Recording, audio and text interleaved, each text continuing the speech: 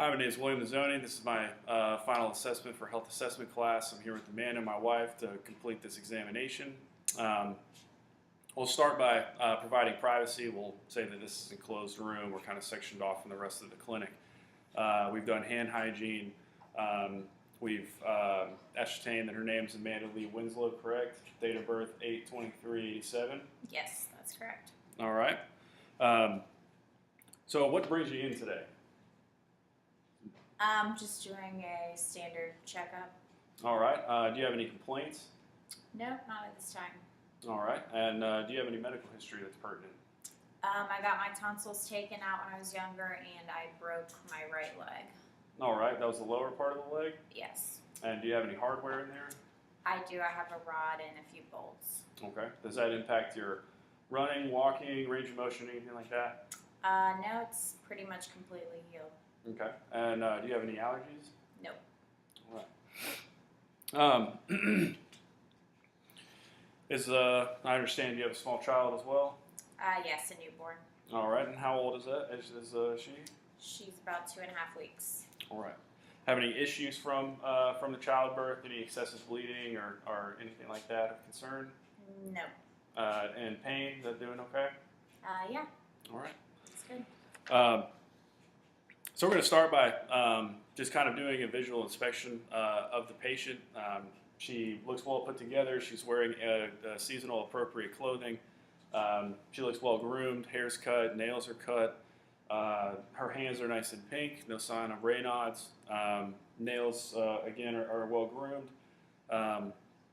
She came in for a routine physical, so there's nothing really outstanding that we can address at first. So we'll just proceed with the head-to-toe assessment here. As far as general impression of her gait coming into the room, she didn't have any issues walking. She doesn't walk with a limp. She has no residual weakness from her leg being broken during childhood. Her range of motion is satisfactory there. She doesn't require any assistive device to get around, and as far as we can tell, there's no issues with her ADLs at home at this time. Her skin color is pink throughout. She doesn't look to have any dermatitis that's visual, that's we can identify. Do you have any rashes or irritations, dry skin or anything? No, not at all. All right, so integumentary looks to be well intact. Her affect, do you have any issues with postpartum depression or anything like that? Nope. Okay, so her general mood, very smoothly. and you would be well adjusted to the baby, not too taxing as far as sleep and everything goes? No. All right. So her mood is generally amicable. Doesn't seem to have any issues there. There's no psychological history to be concerned about.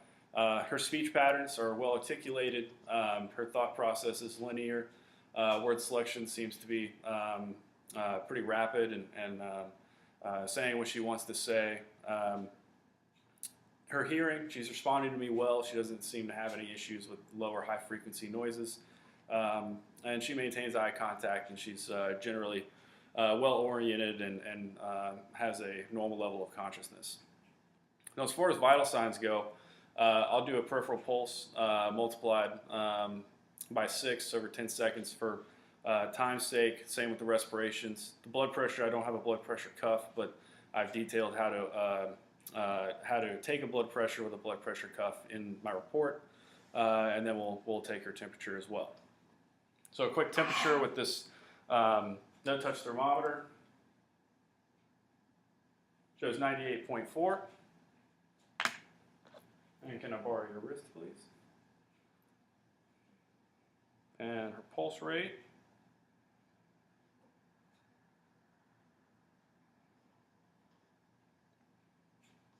Over 10 seconds is about 8 beats per minute, so multiply it out, that'll be about 48 beats per minute.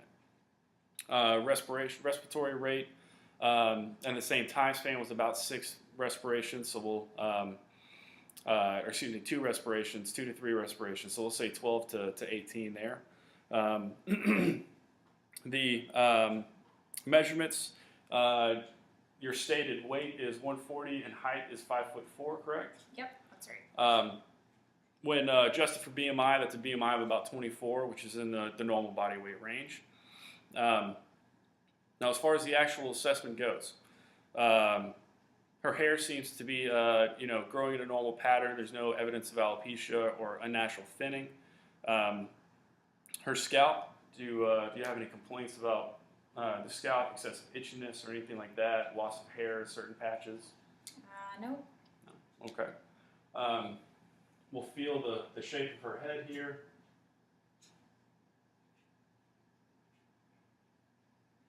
The shape of her cranium is regular with prominences in your normal parietal area, but there's no other associated irregularities in her cranium. Maxillary and frontal sinuses. I'm going to press on your sinuses. You let me know if you feel dull pain or some pain. Okay. Okay.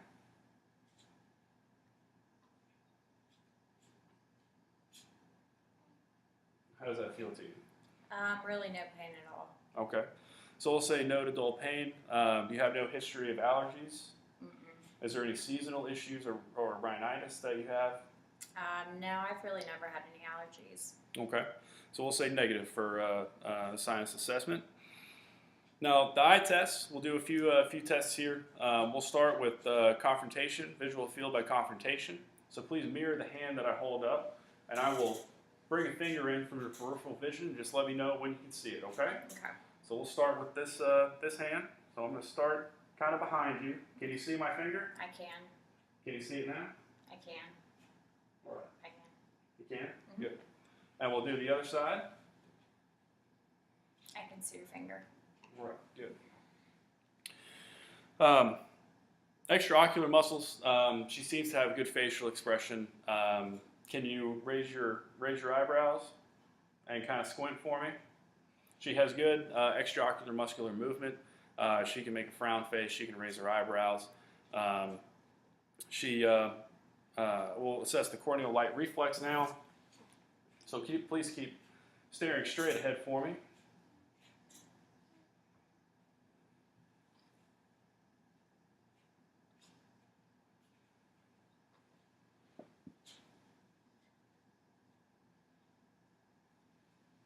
All right. Let's go ahead and look at your pupillary constriction here as well.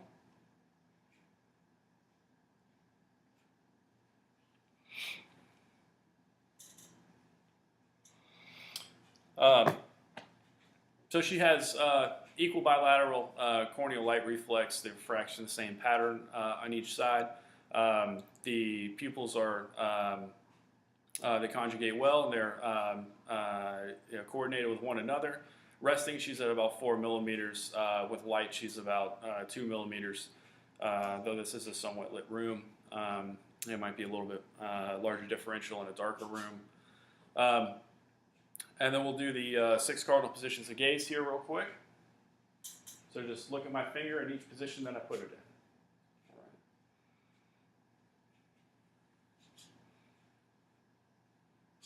in. All right. She has satisfactory 6 cardinal positions of gaze. No suggested problems with her cranial nerves. And then finally, accommodation of her gaze. So just keep looking at my finger here.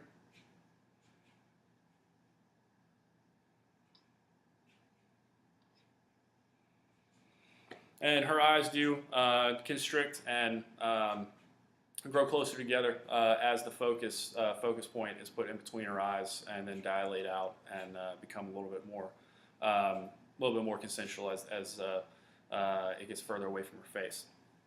The inspection of her eyes, there's no real considerations to infection or swelling, no redness. If we pull the conjunctiva down, she has a nice pink to white conjunctiva that grows whiter the closer it gets to her eye. The sclera is nice and white. Do you have any itching or anything like that with your eyes? No, I don't. So there's no indicated irritation. The irises are equal, round, flat, and the corneas are clear and smooth. Moving on to her ears, the external ear. The ears are well formed. The auricle and external meatus are both free of redness, inflammation. There doesn't appear to be any infectious process from her ear piercings. As far as the hearing test, we'll complete that now. The whisper test. Just please repeat back to me what you hear on this specific side. Please cover the opposite ear with your finger. All right. 1, 2A. Can you repeat back to me what they were? 1, 2A. All right. And the other side? 3, 4B. And she's satisfactorily repeated back to me the numbers and letters that I said, so her whisper test is normal. Moving on to her nose, the external parts of her nose are well formed, relatively symmetrical. She does have a little bit of a rightward septal deviation, but again, she reports no rhinitis or no drainage issues associated with that. The mucosal that I can see looks to be pink and well healed or well intact, and no evidence of lesion. The mouth. Can you go ahead and smile for me? All right. Can you open up your mouth for me? Stick your tongue out. All right, and say ah. Thank you. The buccal mucosa looks to be well intact. Her teeth and gums are well intact. She's told me that she's never had a cavity before. She seems to have a relatively well-developed oral care program. She brushes her teeth twice a day, and it looks like it's taking pretty good care of her dentition. Her tongue moves in all directions and articulates words well. She doesn't have any excessive salivation. Her uvula has satisfactory movement when she says ah. It's also pink and non-inflamed. Her tonsils are missing, as she stated from her medical history. And then the floor of her mouth and the palate are well formed and intact. No pain associated with either one of those, and then no excessive swelling or anything like that. Her neck looks symmetrical. There are no lumps protruding from her neck. I'm going to feel your lymph nodes here. Okay.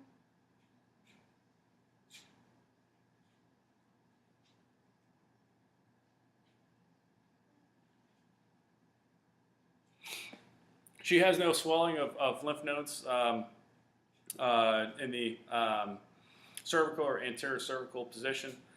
She has no edema or air pockets around her trachea. Her trachea is midline. She does not report any issues with breathing. She's got a relatively low work of breath. There's no pulsation from the side of her neck suggesting jugular vein distension or heart failure. And then can you move your neck in all directions? Is there any pain with that? No. You wake up and think that you've slept on it wrong or anything from time to time, or? No, not really. Maybe every great now and then. Okay. So there doesn't look to be any muscular abnormality as well. Her chest. Can you take a deep breath for me? Her chest is symmetrical chest wall expansion. Again, there's no evidence of any air pockets or any subcutaneous air here.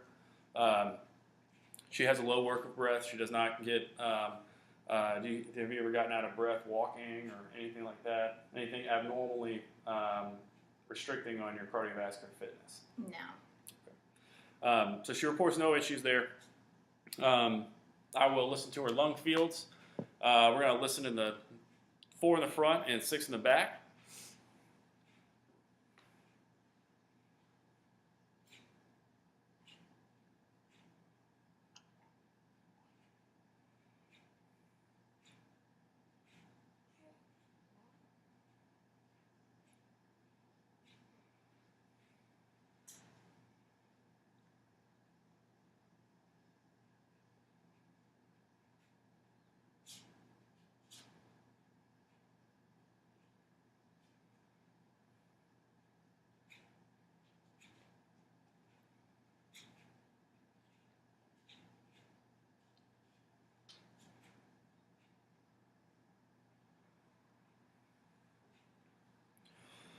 There's no adventitious lung sounds, no evidence of stridor.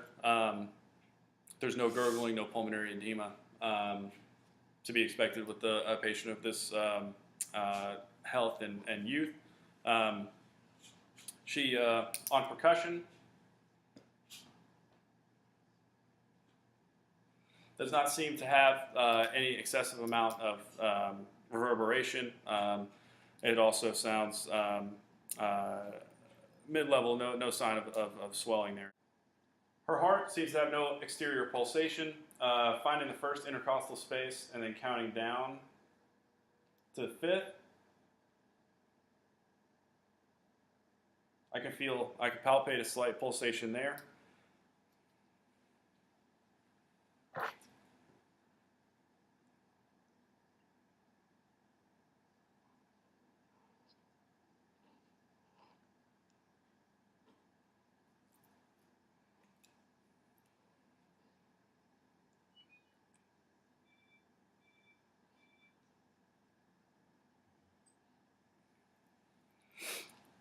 There, on apical examination, she again confirms a 6 to 7 beats in a 10-second time frame, suggesting a heart rate somewhere in the 42 to 48 range. She has no sounds of murmur. Lung sounds are appropriate, not too distant. They don't sound like there's any pericardial effusion. The rhythm is regular, and her lub dub is signifies S1 and S2 function. Her abdomen. Do you have any history of liver or spleen or kidney issues? Nope. All right. I'm gonna kind of press on different parts of your belly here. Just let me know if you have any pain.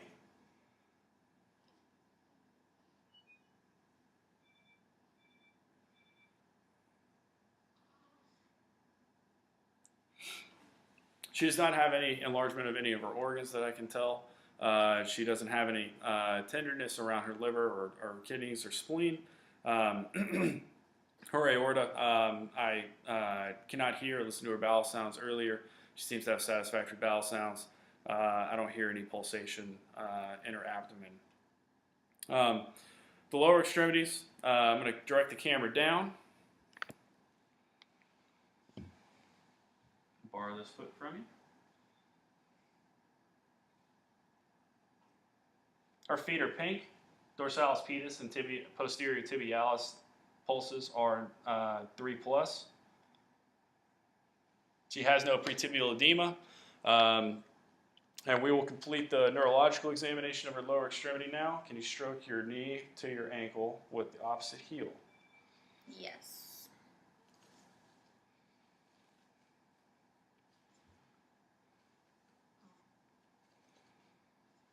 All right.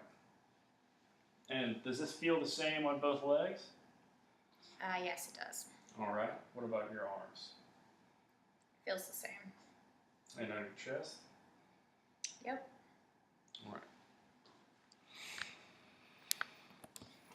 So she has no obvious neurological deficits. Her lower extremities, as she said, she did break, but has no residual weakness there.